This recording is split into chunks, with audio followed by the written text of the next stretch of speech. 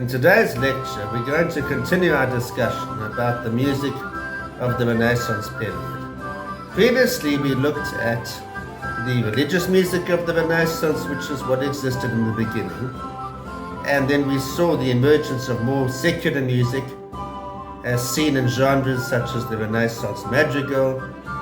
Now we're going to see how music continued to become secularized and eventually purely instrumental music emerged.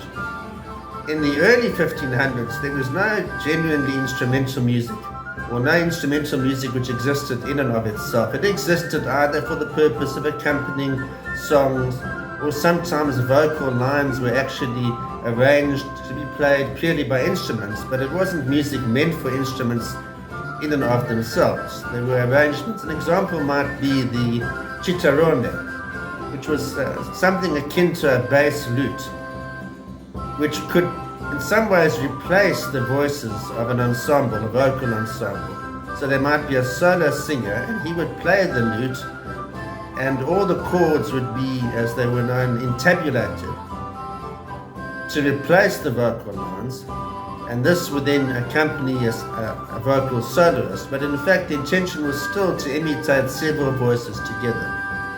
But eventually, in the 16th century, or later on in the 16th century, purely instrumental music emerged. Composers wanted to see what the potential was for writing solos for the lute or the organ, and they explored this avenue. This was the emancipation of instrumental music. Distinct forms began to emerge, such as theme and variations. Instrumental music often served the purpose of accompanying dance music. Many of the dances of the Renaissance were performed in pairs. One pertinent example was the pavane, or the Passamezzo in the Italian form. The pavane, which was often paired with the Galliard. The pavane was in duple meter and the Galliard was in triple meter. And often they were performed together to form a pair of dances. We're going to look at an example by the Renaissance composer Michael Praetorius, one of his pavanes and galliards. And we're going to see how he juxtaposes duple against triple and the various vocal ornamentations which existed. But this is a good example of how instrumental music performed the function of accompanying dance music. Renaissance composers distinguished between loud outdoor instruments such as the trumpet and the shawm, which was a Renaissance precursor to the modern oboe, and quieter indoor instruments such as the lute or the recorder. The most important instruments of this era were, of course, the shawm, the sackbut, which was an early form of the trombone, the trumpet, the harpsichord, the viols, which were the precursors to modern violins. There were reed organs, the organ. All of these instruments formed the fabric of Renaissance musical life. They were the instruments which were pertinent at the time. Composers during the Renaissance, similarly to composers during the Baroque, in fact, were not always that particular about the instrumentation to be used. Often works could be performed for a varied arrangement of instruments. They might, given what was available, several string instruments might be played together with several woodwind instruments, but the arrangement of these was not predetermined and it wasn't clearly specified by the composers. There was flexibility in terms of how pieces were performed. It is generally accepted that Michael Praetorius was born in Kreuzburg under Rivera, near Eisenach, on the 15th of February 1571, and died in Wolfenbüttel on the 15th of February 1621. He was a German composer, theorist, and organist. He was one of the most important composers of his generation. He was a fervent Lutheran and was strongly influenced by the Protestant hymn style. At the Lateinschule in Torgau, he was taught music by Michael Voigt, the successor to the famous cantor Walter. In 1582, he matriculated at the University of Frankfurt an der Oder. It is thought that he had no musical education after leaving school. He was appointed organist of Saint Maria, Frankfurt, around the beginning of 1587.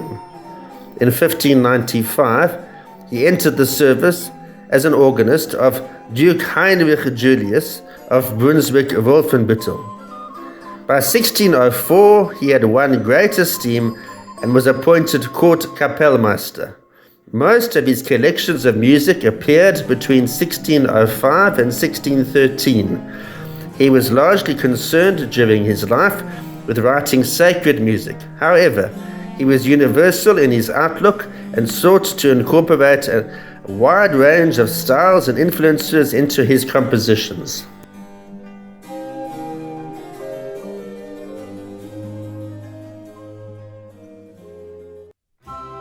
This work demonstrates the Renaissance practice of pairing contrasting court dances in duple and triple meter. The dances in this work come from Terpsichore, a collection of over 300 dance tunes arranged for an instrumental ensemble by Michael Praetorius, a German composer and theorist who lived from 1571 to 1621. Terpsichore was the Greek muse of dance. The Passamezzo and Galliard in this collection were composed by the French violinist Pierre Francisque Caroubel, who lived from 1576 to 1611. Both the Passamezzo and the Galliard originated in Italy and featured during the 16th and early 17th centuries. The Passamezzo is a stately dance in duple meter. The Passamezzo has 3 brief sections labeled A, B, and C respectively. Each section ends with a cadence and a brief pause. Each section is repeated at a louder dynamic level and with fuller orchestration. In this work, the Galliard uses almost the same melody as the Passamezzo, but has a triple meter rather than a duple meter. In the beginning, there is a melody played over the main melody to disguise the similarity between the two dances. The Galliard's rhythm is irregular, alternating between a triple and a sextuple meter. In other words, a meter in 3 versus a meter in 6. The Galliard consists of 3 short sections, A, B, and C. Each section ends with a cadence followed by a brief pause. Each section is repeated with a larger group of instruments. Here you can hear the opening melody of the Passamezzo section A.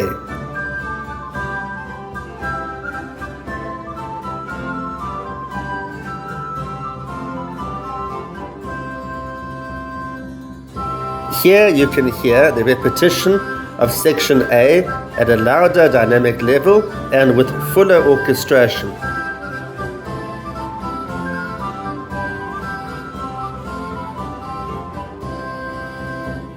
Here you can hear the section B melody.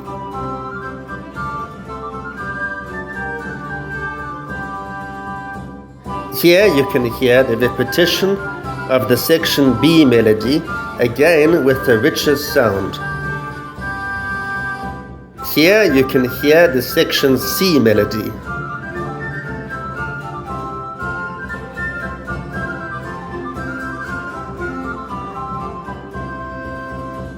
Here you can hear the repetition of the section C melody with its fuller sound.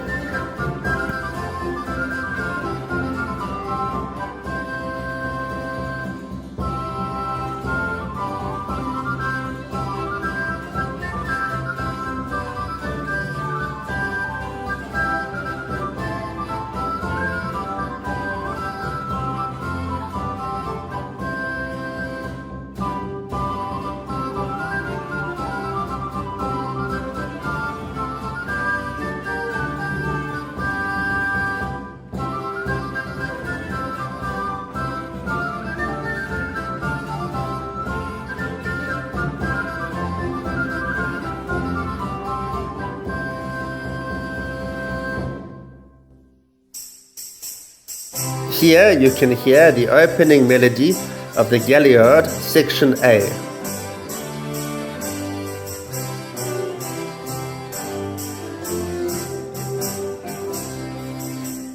Here you can hear the repetition of section A with expanded orchestration.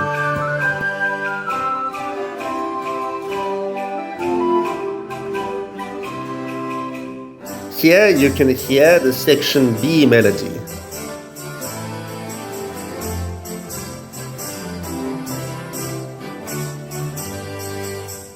Here you can hear the repetition of the section B melody, again with a fuller sound. Here you can hear the section C melody.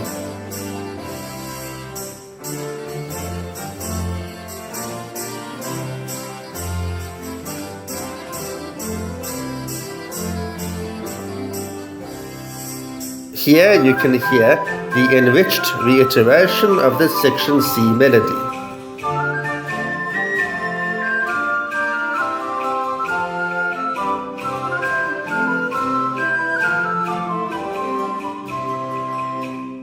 Here you can hear the return of the section A melody, this time in its enriched form.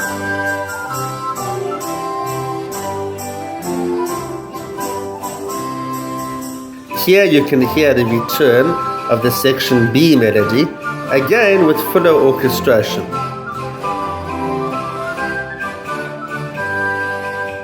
Here you can hear the return of the section C melody, again with a fuller sound.